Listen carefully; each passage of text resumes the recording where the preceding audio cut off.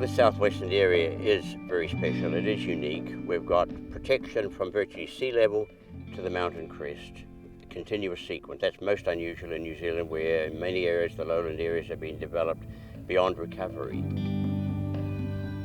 The Alpine Fault runs along to the west there. You can see the mountains rising into Mount Aspiring National Park. The foot of the hills is the line of the Alpine Fault, bisecting two major tectonic plates.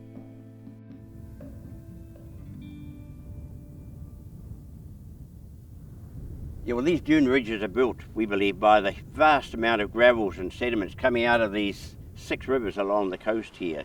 Estimated to be about 50 million tonnes a year.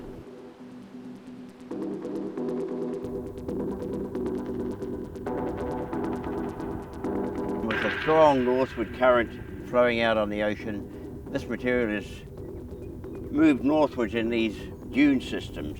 A big flood cuts through the dune and starts another sequence and leaves a depression in behind. So you've got a wetland here running for kilometres. And what's even more remarkable are these elongated pools.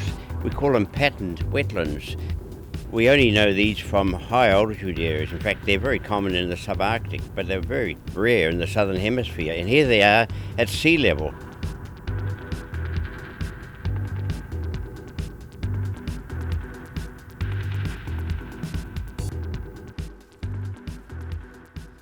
Paki is a name given for the lowland terrace bogs on the west coast.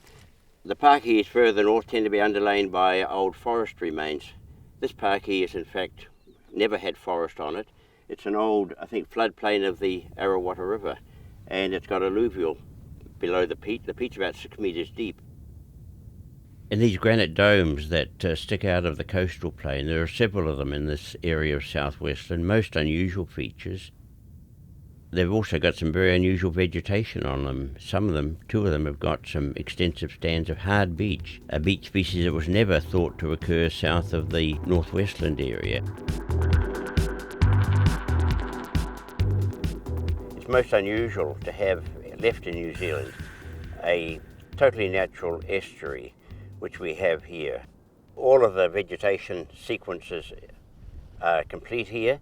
We start off with the mud flats at the lower end of the sequence, which are frequently underwater. And then the jointed rush comes in next. We've got shrub dominants, coprosmas, Mercini, some flax, grading back into Manuka, the shrubby podocarps, the yellow silver pine and the silver pine, and then into the tall Rimu forest at the top of the dune sequence.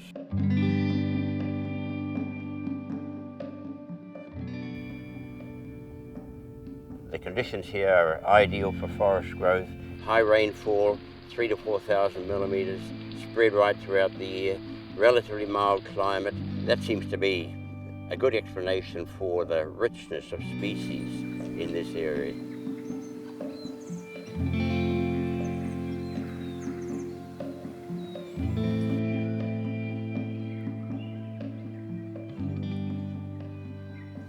These forests are like tropical rainforests at a temperate latitude in terms of the number of species. The oldest trees here would be several centuries old, probably 700, 800, 900 years old. Could predate human occupation in New Zealand.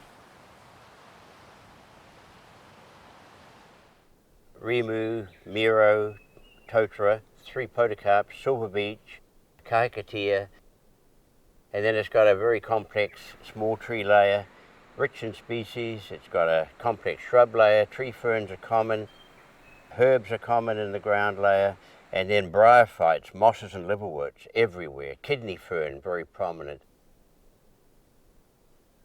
We thought we had a world record in terms of the number of perching plants. We had 49 on one tree, and we were beaten only in 2 sites in tropical rainforests, Costa Rica and French Guiana. We had samples here, biomass, greater than had been recorded in any of the tropical rainforests. This is one of the richest forests in New Zealand. Very special.